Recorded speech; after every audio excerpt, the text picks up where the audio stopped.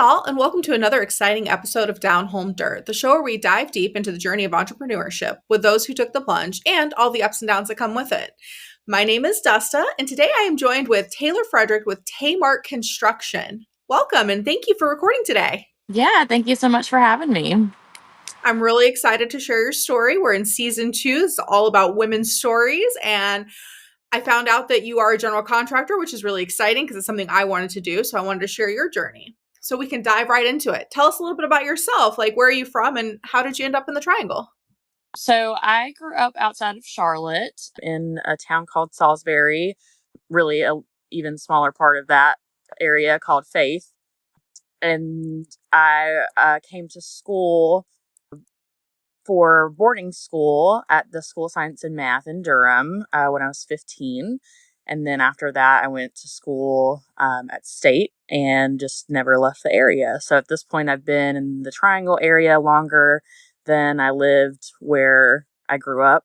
So I really consider the Triangle to be my home. Definitely have a stronger preference for this area. And right now, we're living in Cary.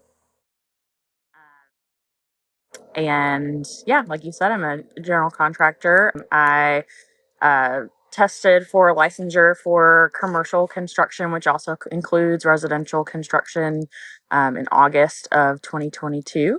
But I've been in the industry since 2017. Congratulations. That's exciting. Thank you. My best friend lives over in Concord. Grew up in Kannapolis, so I completely understand the wanting to get out. Yes, yeah. I actually was born in Concord, and yeah, it's. I think that they've been working on the roads in that area since before I was born. Sounds like a lot like the place I was from in Florida. The one Yeah. thing you could always guarantee was the construction. So, what inspired you to pursue a career as a general contractor? And were there any pivotal moments that shaped your journey? Yeah. So I originally started back in college. I had a friend that was a property manager, and she offered me a job as a leasing agent at an apartment complex because I was a dog groomer at the time and was not making enough money to pay my bills. So she offered me a position the first day that I started. The maintenance supervisor and his help both quit. And so I'm the type of person that, I just help with whatever needs to get handled. So I took over without any context or any experience, took over the turns of the apartments, which for people that aren't familiar just means getting the carpet cleaned or replaced, getting all the punch list items handled, getting it painted. So I took over the coordination of all of that work, which essentially is, project management. So I got a little taste of that. That didn't have to handle that for too much longer because, it was like a month or two and someone was hired for the position, but got a taste of that. Learned after a couple years in property management that it wasn't quite for me, that the culture of the industry is very much like a middle school cheerleading squad. I just wasn't a fan of that. So, plus, there's kind of like ceilings in terms of like how far you can go and still be involved in the residents, in the everyday life of the residents. And so, what I liked about it, I wouldn't be able to do if I continued to move up in the industry. So, I had a friend that worked for a civil engineer, and through talking with her and like visiting their office and whatnot, just got interested in construction in general.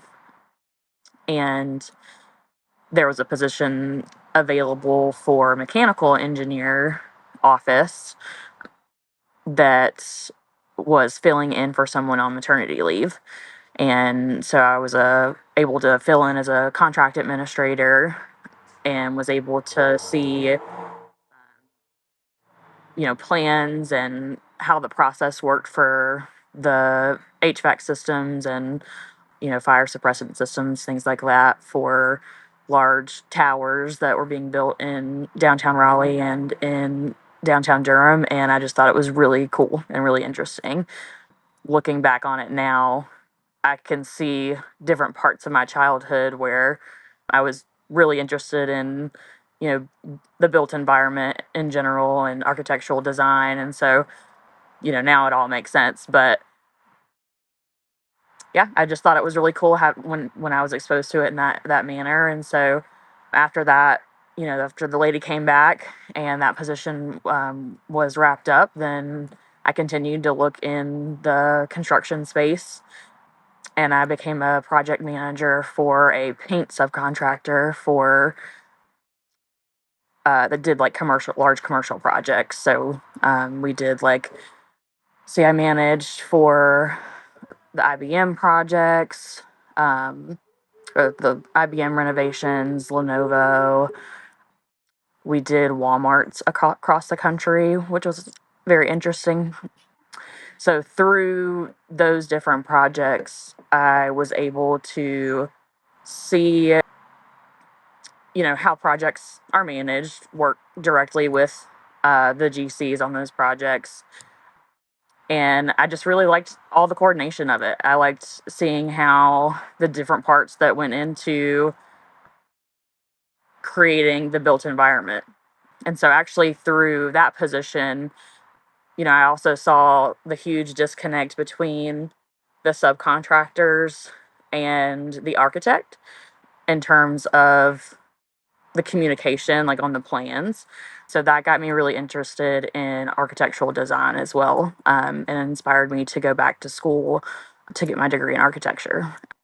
So I had around 2020, spring of 2020, I went back to school and started that because I was working full time. I was kind of creeping along. So making the administrators, driving them crazy with my doing everything out of order. But then I got pregnant with my daughter, and had to make some adjustments in terms of my time. But um, still planning to finish that. Probably go back next year. But yeah, I just the I guess I'm jumping all over the place and not answering your question, but ultimately, I just have had through the positions that I had on the administrative end, just became very interested in how everything comes together. You know, the built environment is a combination of math, science, and art, and those are all things I'm really passionate about, and it's really cool to see them all go hand in hand. Absolutely. I started doing renovations on my home and I started posting on TikTok. And there was this girl who comes up who's done a bunch of stuff for her house. And she's like, it's just large scale arts and crafts. And I was like, oh my God, yes. And I love doing that. So I started doing some stuff to my house and I was like, you're right. It is. It's just paint and fix and making it, what you want. For sure. Yeah. I mean, in architecture school, you have to do a lot of like models and things, and like literally, you have to do arts and crafts because they want to teach you how to do everything on a smaller scale so that you can, expand those ideas to a larger scale. That makes sense. That's actually pretty exciting. I can't wait to see. I want to catch up with you in about a year and we'll just go over your whole journey and you can tell us about it because I'm really excited about that. Yeah, I'm hoping so. I'm expecting another baby in December, so I'm hoping that when he is 1, I'll be able to go back. So that would be January of 2026 will be when I'll go back. So I get it. I personally had children at 18 and 19 years old, and it took me 10 years to get a 2-year degree because of that. I was also a single parent the whole time, but that's why I wanted to like bring you on and like talk about these things because sometimes that happens as women, and we got to readjust and pivot. yeah, absolutely. So it happens. But as a woman in a traditionally male dominated field, like what challenges have you faced, and like how have you overcome them? I think the biggest challenge is perception.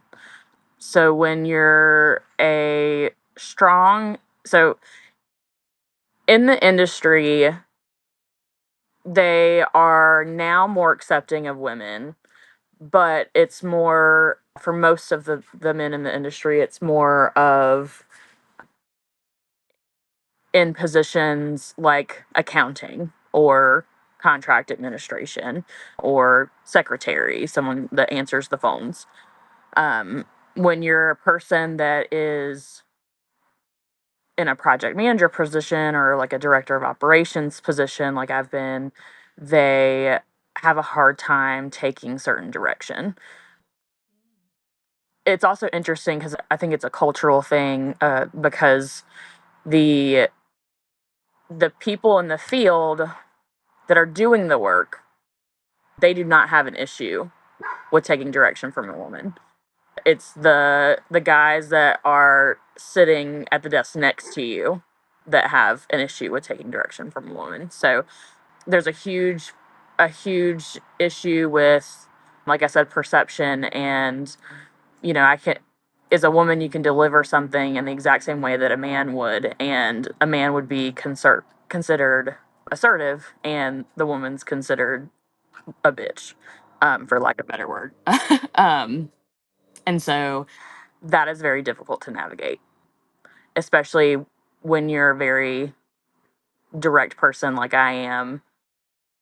I It's very hard for me to slow things down to give it the type of fluff that it needs, for certain people to have it coming from a woman, for them to be receptive of it. So I think that's the biggest thing.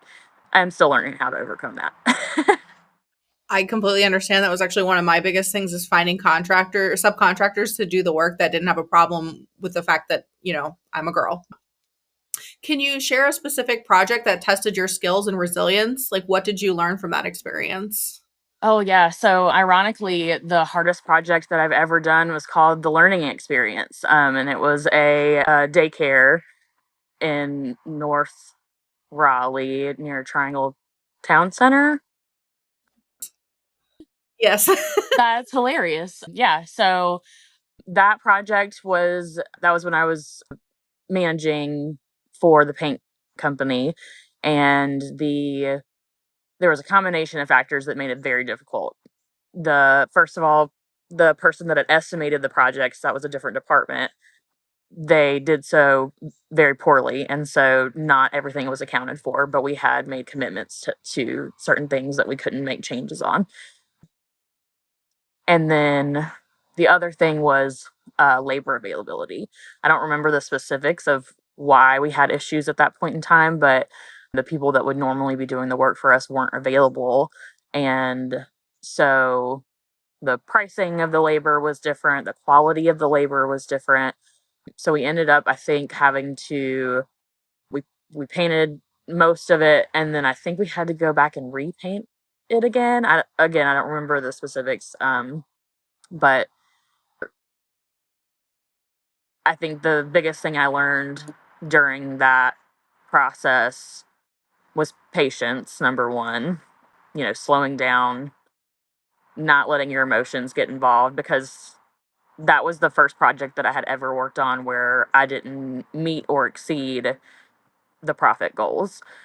And so, having patience, not letting emotions get involved, trying to be strategic in terms of, where can we bring in other work that can be priced properly so that we can, try to recoup some of our expenses on the project. So yeah, the learning experience was quite the learning experience. Completely understand. And that's part of owning a business is like sometimes you win, sometimes you lose, and you take that gamble. It's just the way it is. Absolutely.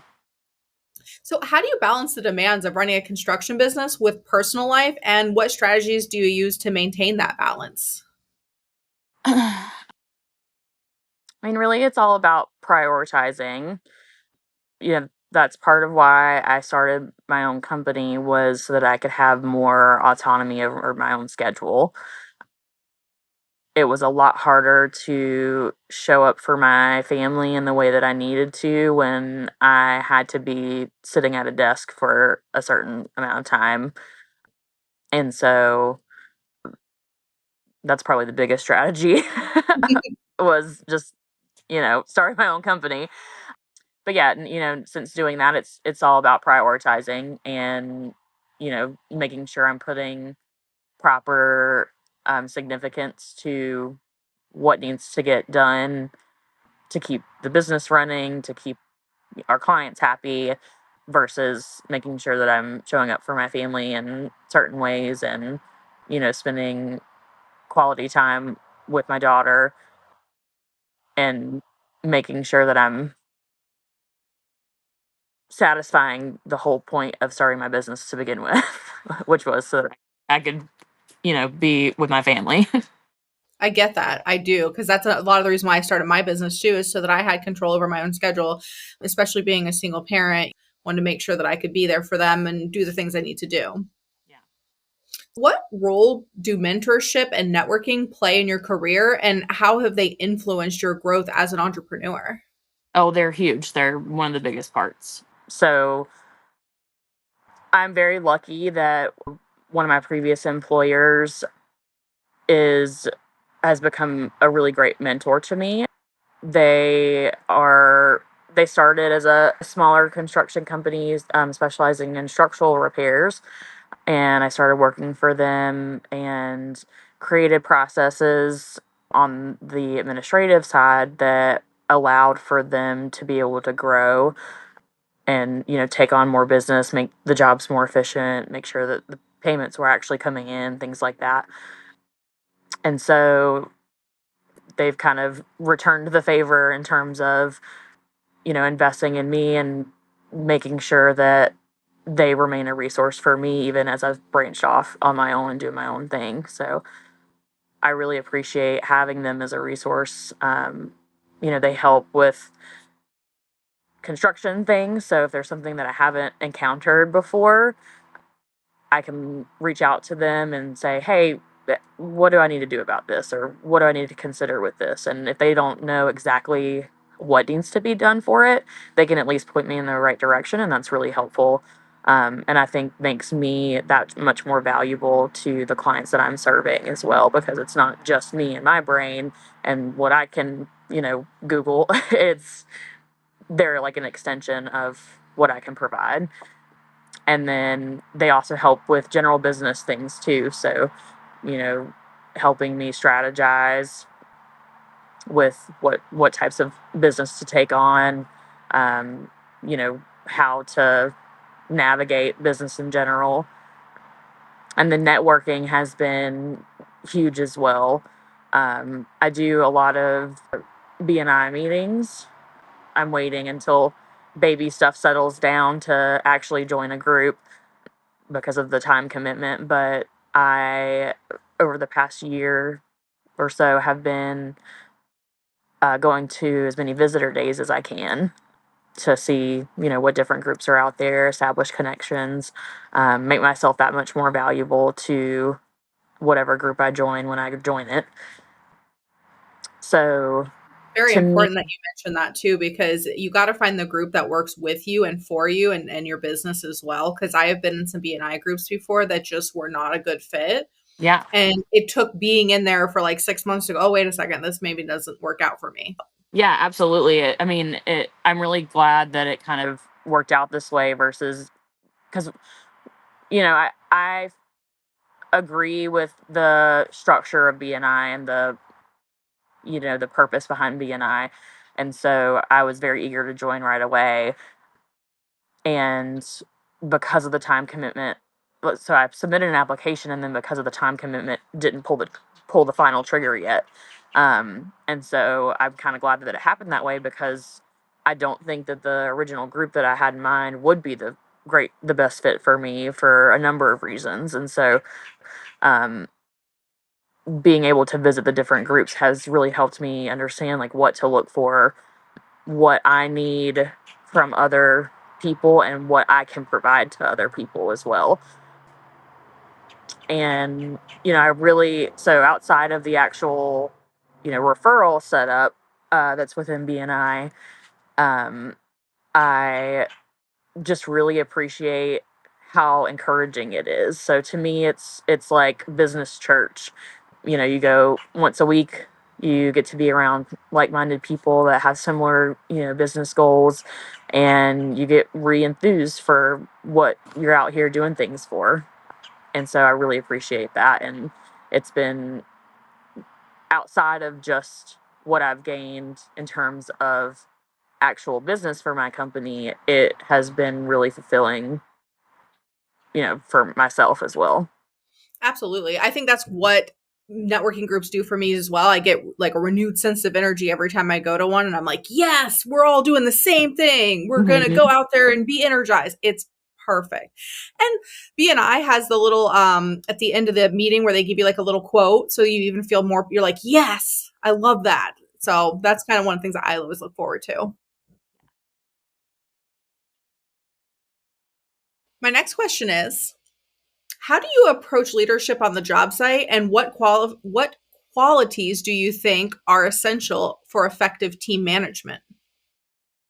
I think the biggest thing is just showing respect to others, because especially in construction, just because I'm the one that is directing something, or I'm the one that, found the business, or whatever the dynamic may be, it doesn't mean that I'm the one that knows everything. Yeah. The I think that the guys that are doing the work often, society views them as like lesser than like the people that have college degrees or that are sitting behind a desk. And I can't tell you how many people that I've met that work in the field that are brilliant, and they can, typically speak two languages. They can, understand very intense engineering, and then they can also execute that. Whereas typically the person sitting behind the desk can do two of those four things. So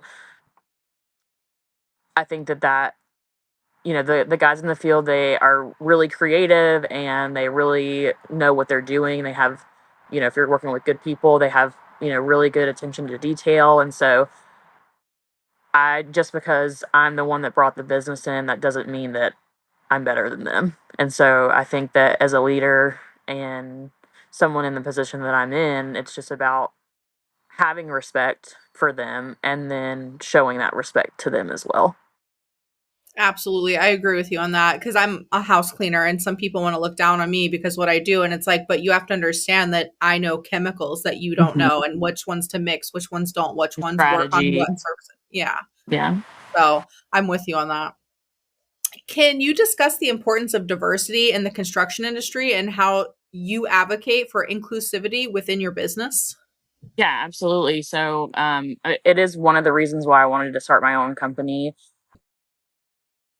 So, being a woman in this industry, I've seen firsthand how a lot of women, and minorities and those that are part of the LGBT community, they're not given the same level of respect as other demographics in terms of communication, knowledge, pricing, even.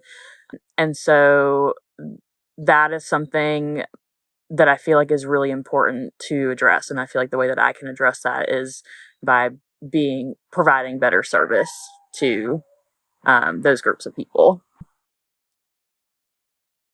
And I just feel like there's not a lot of resources for those demographics to be able to have somewhere that they can get these services from and still feel comfortable. What are some misconceptions about the construction industry that you'd like to dispel, particularly regarding women in the field? Hmm.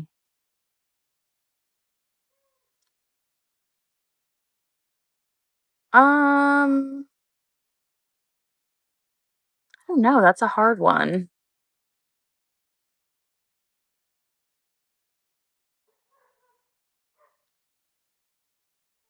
I mean, I think it kind of goes back to, what I was saying about perception of women and the difference between assertiveness and bitchiness. I think that's probably the biggest thing. I don't know. That's a hard question.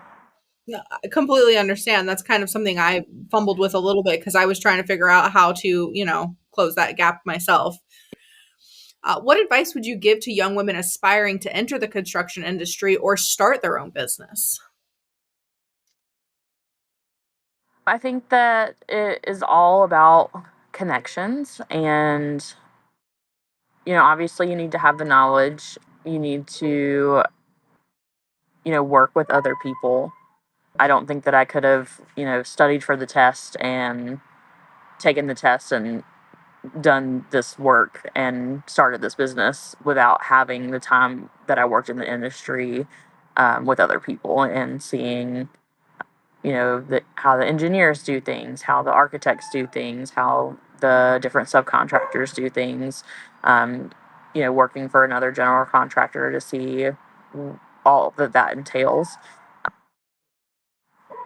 So I think it's essentially shadowing experience, and then also the connections that you make.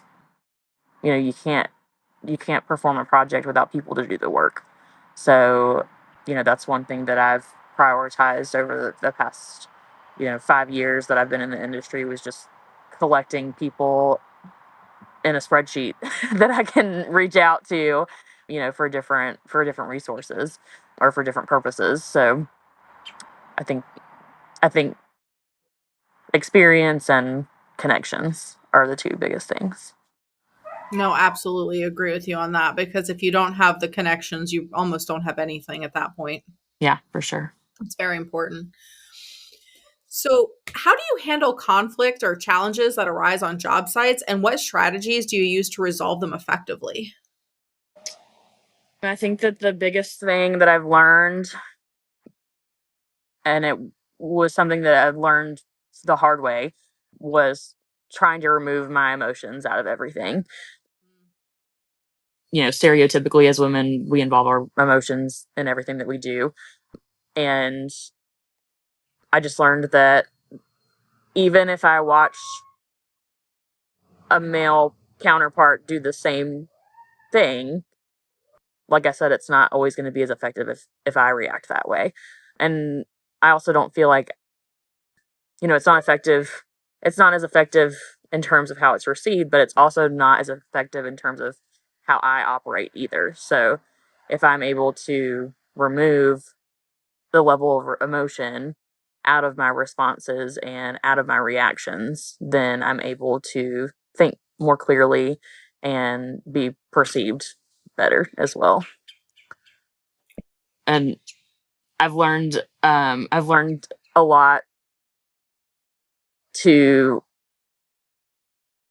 that even though I may be valid in saying something or reacting a certain way, that may not always serve the situation that I'm in.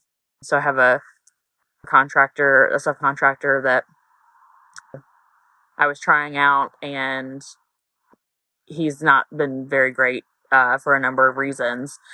And of course, being a previous paint project manager, I'm very familiar with the fact that everyone wants to blame the painter. Everyone that comes before them wants to blame the painter, because they're usually the last ones on site besides the cleaners. So,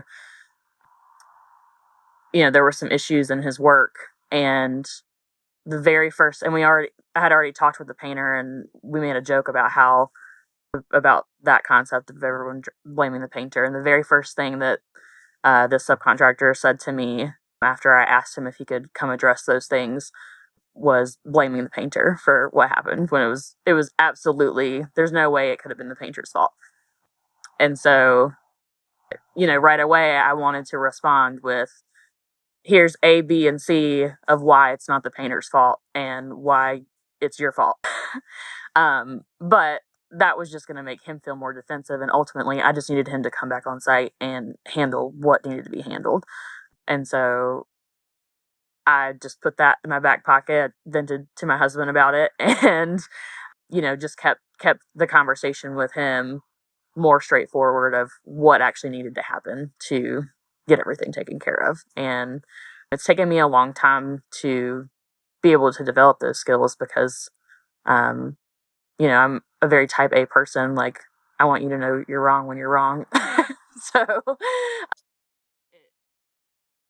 developing that and being able to recognize when that needs to happen has been a long challenge that I'm getting a lot better at.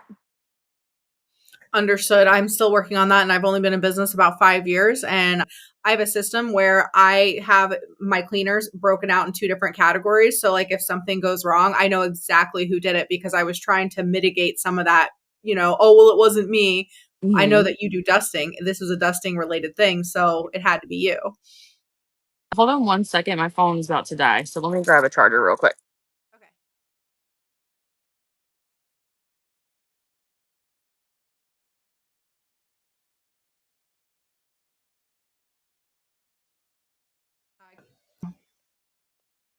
Sorry, one more second. So, what have been some of your proudest achievements as a general contractor, and how have they shaped your identity as an entrepreneur? I think being able to recognize when to pivot in my business has been one of my best achievements. Um, so, I mentioned that I have experience with design and architecture school. And so, one thing that I'm able to provide to my clients is getting their project ready for permitting. So, instead of them having to pay, you know, $4,000 to go to an architectural firm or a drafter to get the proper paperwork for their project, I'm able to put together a basic floor plan, 3D renderings if they need it for design like decisions, or if we need it so the contractor can properly price the project, or if like an HOA needs to see what someone's going to look like to in order to approve something. And then I'm able to partner with engineers and surveyors to put together a full packet that is going to be sufficient for pricing and for any permitting that needs to happen. And so, one thing that I've one thing that I've done is started offering that service to other contractors as well. So if they're, essentially my competitors, they're doing remodeling work as well. I have, I'm working with them to help them get their clients ready for their projects. And so, to me, I feel like that's a really great achievement, is being able to recognize that, pivot of my time efforts, uh, to be able to offer something that my community needs. I love that. I never thought about that. When I was taking the thing, I thought to myself, I'm more essentially like project managing. And then now that I've talked to you, I'm realizing that there are so many more levels to it than that. Yeah, So that's absolutely. great. Thank you for that insight. I really appreciate that. Last question. Looking to the future, what are your aspirations for your business, and how do you envision the construction industry evolving into the coming years? So I want to, for my business, I'd like to move into like purchasing properties and flipping them, either for renting or for selling. And, working towards things like, you know, getting a warehouse where we can stock materials and, make things a little bit more cheaper for our clients by buying in bulk. Um, and then um, in terms of the industry, I really just hope that it becomes